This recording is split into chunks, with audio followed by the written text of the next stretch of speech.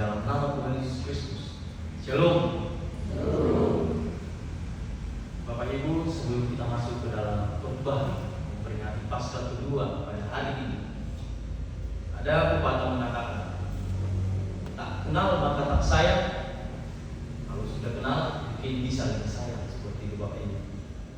Perkenalkan, nama saya Andreas Eleno Siregar. Saya mahasiswa teologi angkatan 21 dari Universitas Kristen Satya Wacana. Dan untuk alamat asal saya berasal dari Tarutung Medan, Sumatera Utara. Mungkin sekian perkenalan kita pada hari ini, Bapak Ibu. Bacaan Injil yang kita baca tadi, Bapak Ibu dan saudara-saudara yang terkasih, dan saya di sini akan mengulang kembali ayatnya, yaitu ayat yang ke-21. Maka kata Yesus sekali lagi, damai sejahtera bagi kamu. Sama seperti Bapa mengutus aku, demikian juga sekarang aku mengutus kamu.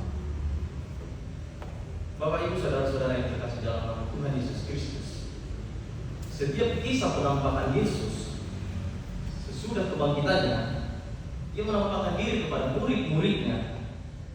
Tuhan Yesus selalu memiliki ciri khas atas perjumpaannya kepada murid-murid, yaitu perlu kita lihat dalam Yohanes 20 ayat 19 dan ayat yang 21 sampai ayat yang 29. Di mana Yesus berkata, damai sejahtera bagi kamu. Bapak Ibu saudara-saudara sekalian, perlu kita ketahui bahwasanya damai adalah suatu yang istimewa dari Tuhan Yesus Kristus yang disampaikan kepada murid-muridnya. Sapaan itu, Bapak Ibu saudara-saudara sekalian, mengajak kita untuk selalu dalam damai sejahtera. Bapak Ibu dan saudara-saudara sekalian, kalau kita tarik dari KBBI, Kamus Besar Bahasa Indonesia, damai itu berarti tidak ada perang, tenang dan rukun. Kita bisa memahami dan menghayati makna dari damai sejahtera itu, Bapak Ibu saudara-saudara sekalian, merupakan keadaan dan kondisi yang terbaik yang diharapkan oleh setiap orang. Itulah yang menjadi kerinduan kita setiap orang percaya kepada Tuhan, Bapak Ibu saudara-saudara sekalian. Bapak Ibu, setelah kita membaca Injil tadi, damai sejahtera dalam Kristus yang bangkit itu memaknai dengan berurusan, yang dimana perjumpaan yang penuh damai selalu membawa sukacita. Bapak Ibu perlu kita ketahui bahwasanya damai menghilangkan rasa takut. Kalau kita sudah berdamai, Bapak Ibu saudara-saudara sekalian, rasa takut itu dan cemas itu akan hilang, Bapak Ibu saudara-saudara.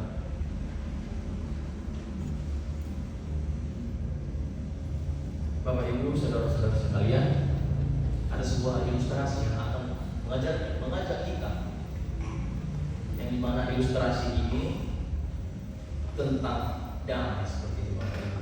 Tapi sebelum masuk ke dalam ilustrasi ini, perlu kita renungkan, apakah kita sudah berdamai, Bapak Ibu saudara-saudara sekalian?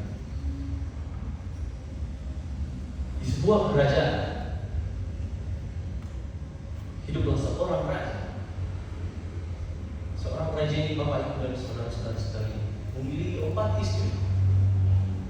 Tapi yang akan kita renungkan, Bapak Ibu, adalah sikap dari istri itu, yaitu adalah istrinya yang pertama adalah istri yang paling disayangi oleh sang raja tersebut.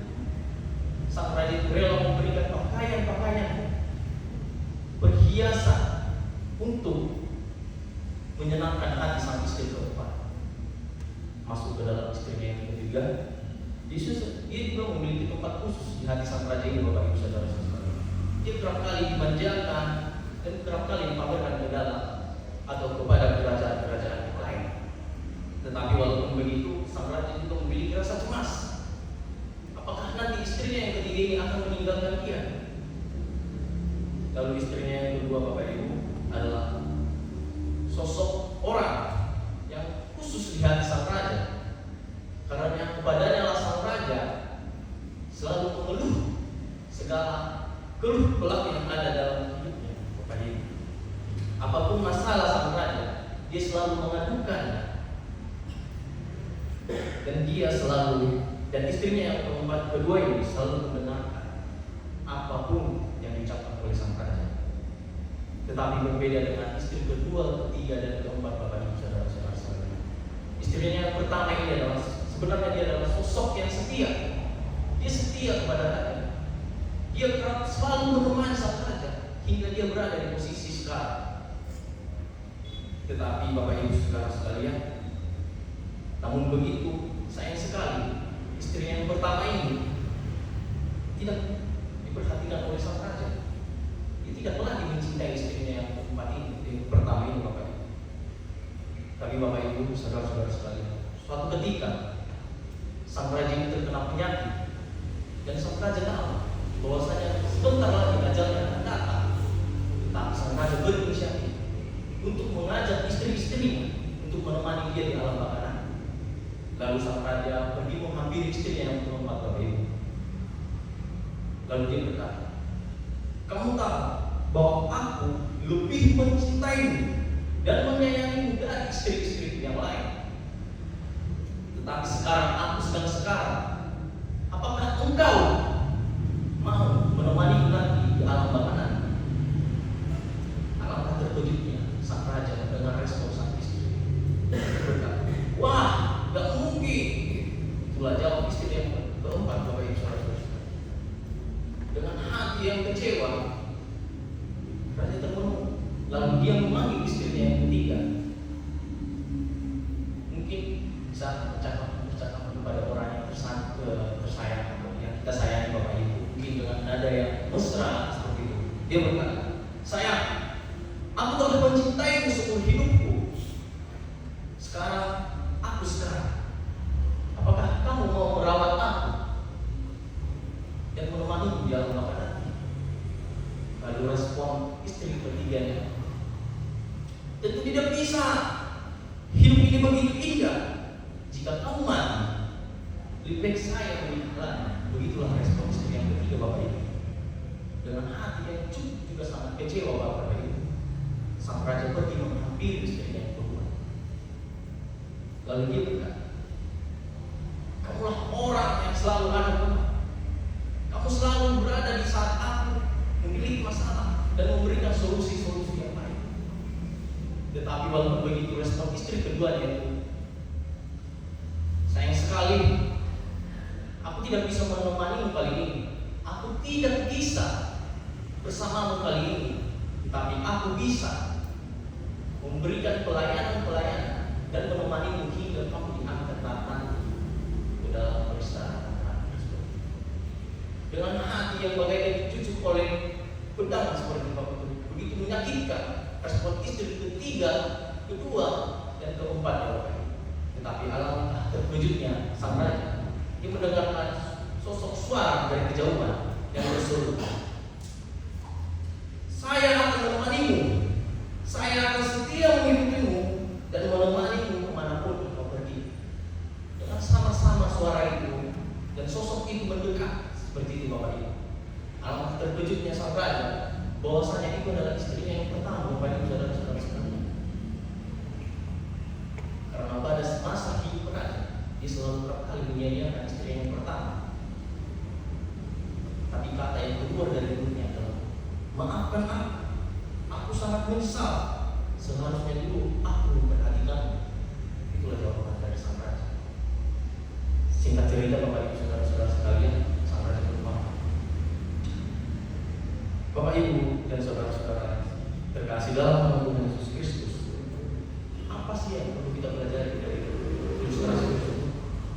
Perlu kita pahami, Bapak Ibu, bahwasanya istri keempat itu melambangkan tubuh kita sendiri. Kadang kita terlalu mencintai diri kita, Bapak Ibu saudara-saudara sekalian.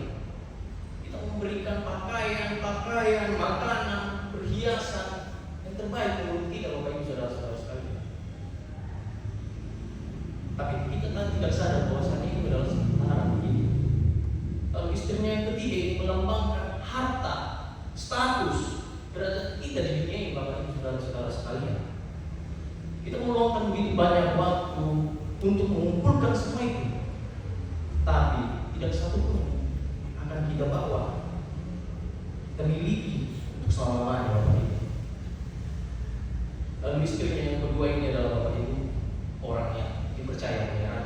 itu melambangkan adalah keluarga kita, sahabat kita, orang-orang terdekat kita, Bapak Ibu saudara-saudara sekalian. Walaupun begitu Bapak Ibu saudara-saudara sekalian, walaupun seberapa lama pun kita bersama mereka, tapi yang mereka hanya bisa lakukan adalah mengantarkan kita ke tempat peristirahatan kita yang terakhir begitu. Dan istri yang pertama Bapak Ibu melambangkan jiwa kita, melambangkan hati kita. Kadang kita sering mengabaikannya karena terlalu sibuk mengejar harta, terlalu sibuk mengejar kesenangan duniawi Bapak Ibu. Lalu pertanyaannya, bagaimana cara kita untuk menyenangkan jiwa kita, untuk memberikan makan jiwa kita? Caranya gampang sekali Bapak Ibu saudara-saudara, yaitu berdoa, bersyukurlah kepada Tuhan yang telah menebus kita dari belenggu maut. Lalu pertanyaan pertama tadi Bapak Ibu, apakah kita sudah berdamai dengan diri kita sendiri? Mungkin perlu kita renungkan pribadi masing pribadi. Bapak Ibu saudara-saudara sekalian, damai sejahtera yang disampaikan Yesus, yaitu tadi berutusan untuk mengampuni dosa. Sebab bila dosa diampuni, sesungguhnya damai sejahtera sejadi sukacita yang luar biasa kita peroleh. Seperti kata Yesus, sama seperti Bapa mengutus aku, demikian juga sekarang aku mengutus kamu. Terimalah Roh Kudus. Jikalau kamu mengampuni dosa orang, dosanya diampuni. Dan jikalau kamu mengatakan dosa orang tetap ada, dosanya tetap ada. Itu tertulis dalam Yohanes 20 ayat 23 Bapak Ibu saudara-saudara sekalian. Bapak Ibu saudara-saudara sekalian, pada zaman kehidupan Yesus yang berada di zaman ini sendiri dan yang bersama-sama dengan Tuhan Yesus, masih ada yang tidak percaya kepada Tuhan. Thomas, dia murid Yesus, dia sendiri yang berada dekat dengan Tuhan, dia tidak percaya bahwa Tuhan Yesus telah bangkit. Lalu pertanyaannya Bapak Ibu, apakah bagaimana dengan kita yang hidup di zaman ini? Tetapi itulah Tuhan yang memiliki kuasa yang dapat kita pegang ialah berbahagialah mereka yang tidak melihat namun percaya. Itulah yang membuat kita Bapak Ibu saudara-saudara sekalian teguh dengan iman kita hingga kita berada di saat ini. Sungguh luar biasa perkataan Yesus ini, ibarat sebuah investasi Bapak Ibu saudara-saudara sekalian yang dapat kita pegang. Bapak Ibu saudara-saudara sekalian, apa sih yang perlu kita ketahui pesan Paskah kedua saat ini? Jadi tema kita Bapak Ibu saudara-saudara sekalian, membagikan damai sejahtera Kristus. Ada 3 poin Bapak Ibu saudara-saudara sekalian. Yang pertama, damai sejahtera itu lebih dulu kita terima dari Tuhan Yesus Kristus yang telah menebus kita, yang berkorban bagi kita. Lalu yang kedua Bapak Ibu, damai sejahtera itu untuk dibagi-bagikan, bukan untuk dinikmati sendiri Bapak Ibu saudara-saudara sekalian. Kalau damai sejahtera yang dari Tuhan itu kita nikmati sendiri, itu akan melahirkan sikap-sikap yang egois, yang bertentangan dengan kehendak Tuhan, seperti itu Bapak Ibu. Dan yang ketiga Bapak Ibu, dan sekaligus yang terakhir, damai sejahtera harus merupakan hidup yang berbagi, hidup yang rukun, serta hidup yang menjadi berkat. Oleh karena itu Bapak Ibu saudara-saudara sekalian, mari kita wujudkan dengan kesungguhan hati menghayati damai sejahtera yang telah Tuhan berikan kepada kita secara cuma-cuma Bapak Ibu saudara-saudara sekalian. Jadi apa yang diharapkan Tuhan sehingga kita dapat menjadi duta-duta damai.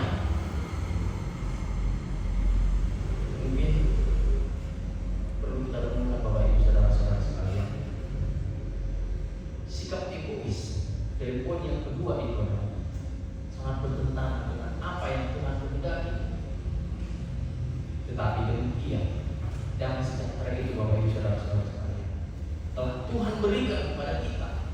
Siapa kita? Orang-orang percaya yang telah diutus Tuhan untuk membawanya ke dunia dan menyebarkan seluruh manusia yang percaya kepada-Nya. Berbahagialah orang yang mendengar dan yang melakukan firman Tuhan. Amin.